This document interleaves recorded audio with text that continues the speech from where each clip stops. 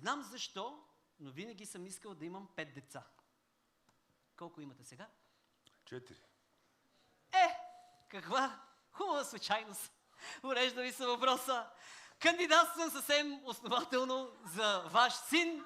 Просто искам аз да се издигна, да дигна лева много сериозно и искам да взема аз поне един сребърен медал. Направил съм си го. Ето това. Ти си го погледни. Това е много готин документ, който ще разпишеш. Декларация за осиновяване. Прочети го, няма проблем. Когато имаш време, всичко окей, тук и хората. Да, можеш да го прочетеш. Аз, дългоподписаният Владо Николов, Така, по принцип съм Владимир, в състояние на дълбоко вълнение и леко недоумение, декларирам, че осиновявам лицето Ники Станоев-Николов, ново, с цел постигане на високо спортно и житейско майсторство, характерно и за другите носители на фамилията Николов. Осиновеният се задължава да спи добре, да се храни редовно и да се издължава с минимум 5 см на месец, да достигне на строен ръст.